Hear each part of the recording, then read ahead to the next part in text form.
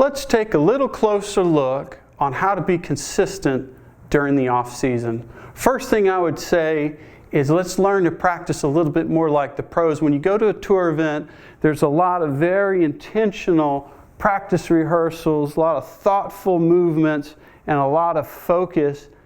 We need to have a lot more of that if we're going to get somewhere and move the needle during the off season.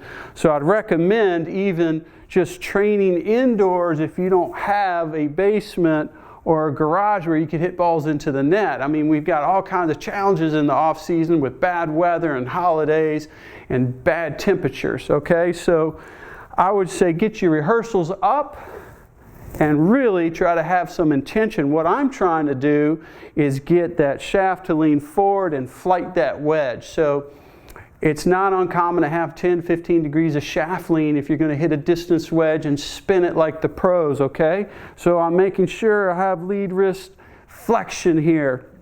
Furthermore, I can feel the connection in my lead arm up against my chest. My torso, I'm looking for 45 degrees of rotation and even more in my lower body. You want to feel like your whole body is opening up into impact for that really strong flighted wedge swing. And then lastly, I've got this as a training aid. I've got a piece of foam about a club length away off of my left hip. It's along my heel line, and I want the club under control. Let's see if I can take some nice practice swings and then hit one where I flight it and I keep the club under control. Pretty good there. Let's try it again. This forces that stick, that foam right there, forces your body to really rotate and keep the club under control in the arms and hands. In fact, the more we rotate our body, the easier it is to control impact. You could also apply this to a 6-iron. So now we're getting into full swing concepts.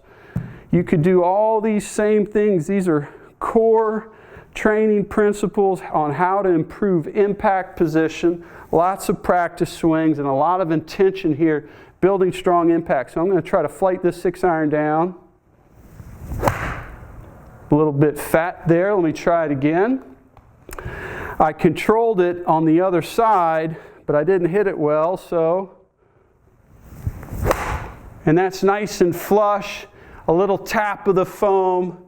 You should be able to hit this shot a pretty good distance if you're able to recruit the power out of your trunk and quiet your hands down. I think that will really help you during the off season to stay consistent when it gears up again in the spring.